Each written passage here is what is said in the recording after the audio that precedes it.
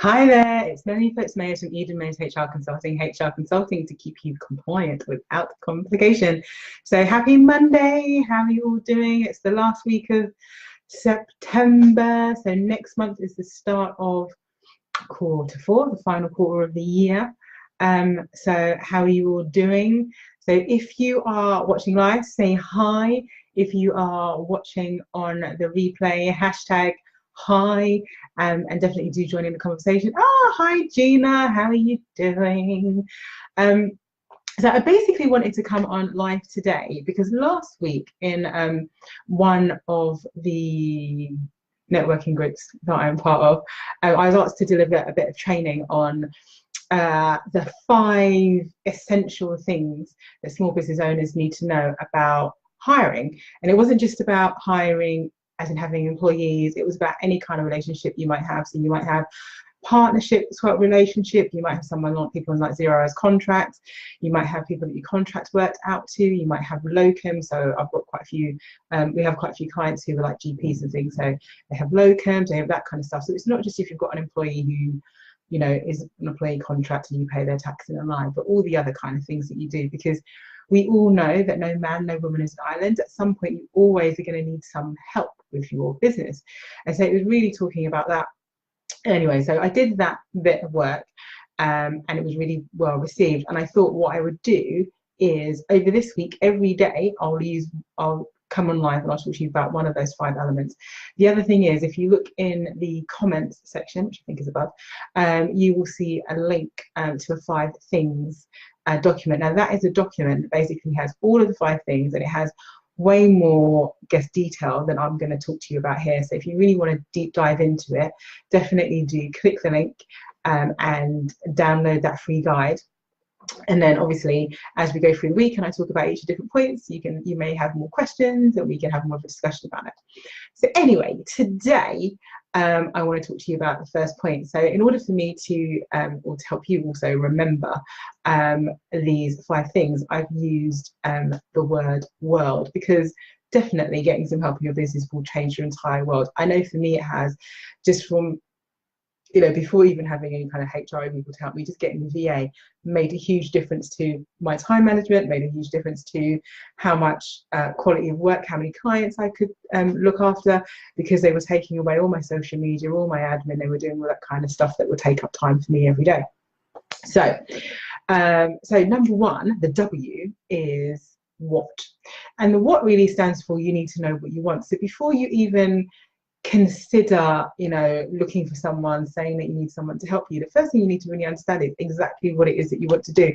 And I know this sounds like I'm teaching you to suck eggs, but you wouldn't believe the amount of small business owners that I work with who tell me they have people who are helping them, they have no job description, they have no documentation that says what they are supposed to do, or the quality with which they're supposed to do it, or the timeliness within which they're supposed to do it, which you need whether you're outsourcing work or you're getting someone in to do it for you. And also, it's really easy, I think, for us as business owners to kind of really hold on to certain bits of our business baby, which isn't adding value and which isn't serving us well, because it's not our not within our zone of genius. So if you've never heard zone of genius before, there's an amazing book called The Big Leap by, I'm going to check my notes because I need to check my notes because I can't remember everything because I'm not perfect. There is a cool book called Big Leap. I'm going to put it in the comments because I can't find it where it's in my notes now. But it's a really amazing book that talks about your zone of genius and how important it is for you to stay within your zone of genius. So your zone of genius will be the place where you're adding the most value to your business. So yes, it might be delivering your product or your service to your client, but it may also be your networking. It may also be you doing, interviews. It may be you doing speaking engagements, maybe you writing your content. But what it might not be is you updating your website. What it might not be is you doing your accounts. What it might not be is making sure that your newsletter goes out every week. Actually, those are things that you can outsource. And while you have input into it, it's not necessarily serving you the best. It's not necessarily serving your clients the best for you to focus your skills in that area. Now, we all know that when you start business, you have to do everything. I totally get it. But when you get to a stage where you can outsource some of those things that are time consuming, time sucking, but not really generating revenue, then it's a really good idea to do it. So, so yeah, to go back to what I was saying, I have some clients who have then said, oh, I hired someone to do, say, for example, I hired someone to do my invoicing and accounts, but actually it was so complicated. It was easier for me to get them to do this other admin task than to do the finance bit. So I did it.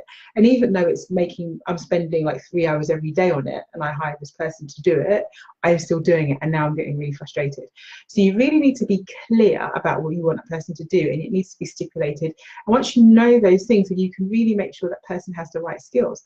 So that's the other thing that often happens, is that because you have your own business, because you start off working with like friends and family, you might get someone in to help you, but actually they don't have the skills to do the thing that you need to do. And again, that's not serving you. So the very, very first thing that you need to get right is your what. Your what is, what are the things that I should be doing? So me as a business owner, what are the things that I should be doing? What are the things, not the things that I like doing, because I studied IT at undergrad and I love mucking around with my website, but it's not my zone of genius. There are definitely other people who are better and quicker at it than me.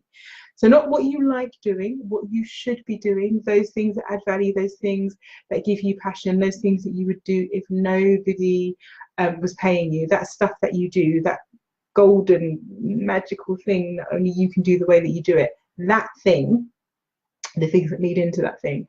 So make sure you know, okay, these are the things that I should be doing. And then you take all of the other stuff and you really look at, what is it? How easy would it be to outsource? How much of my time does it take up? How much of a person's time will it take to deliver that task? And then you can really look at, okay, actually, I feel like, so it may well be, actually, I feel like I spend half my life doing social media, but actually I do two posts a day. I could get an admin person to do that for me. But actually, maybe I can bundle it up with some more things. So maybe I can bundle it up with them putting my blog on my website and sending out my newsletters to my subscribers. Maybe I can get them to do a bit of chasing of my invoices, for example, as well as doing that social media bit. And I'll put it all together in a lovely package. And someone can do it for me. So you really need to think about it that way. Likewise, your accounts, or even if you produce a product, you may well want to get someone in who can produce that product for you, who can help you do that. I know people who sell, clothing or other things, and they have people do different bits and pieces because they can't maintain the whole system. Again, if you have a quality charter, if you know exactly what they need to do and how they need to do it, then you can do that. So the very first thing, as I said, is to look at what you want to keep, what you're fine about outsourcing, and then you can start looking at how long it will take for each task to be done, if they need any particular expert skills to get that task done, and how often they need to do that task. Is it something that you need to do as a one-off, or is it something that's going to continuously need to happen? And depending on your budget, you may decide if it requires some skill, you might decide outsourcing it would be better, because then you're not paying to employ a highly skilled person, you're just giving that person your bit of work to do, and it might take someone else who's not skilled a day to do it, and they might take 2 hours to do it, and so it will save you money to get them to do it that way, and you haven't got all of the overheads of staff, etc. And then on the other part, you can look at, all right, if I'm going to employ someone, how am I going to do that? Because remember, when you employ someone, they can work from their home. They don't have to work from your home or your office. They don't have to be full-time. And depending on what it is, they don't even have to work office hours. They may be able to deliver the work in the evening. They may be able to do that kind of stuff on the weekend, depending on the kind of business that you have. So that's the first thing that you need to think of. You need to remember your what. So are there any questions? I'm trying to keep you brief. If you, as I said, if you want to download our the guide, let's see if you can just there's a whole bunch of stuff. It's like about 10 pages of everything for you.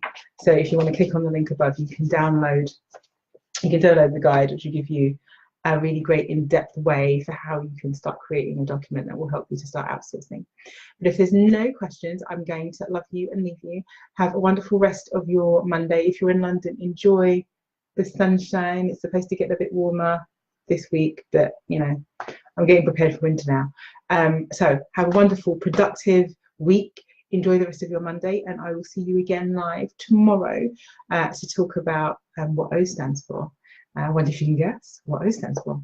Anyway, as I said, if you watch on the replay, hashtag replay, to put your comments in, any questions you've got, I will continue to be looking. Take care now. Bye-bye.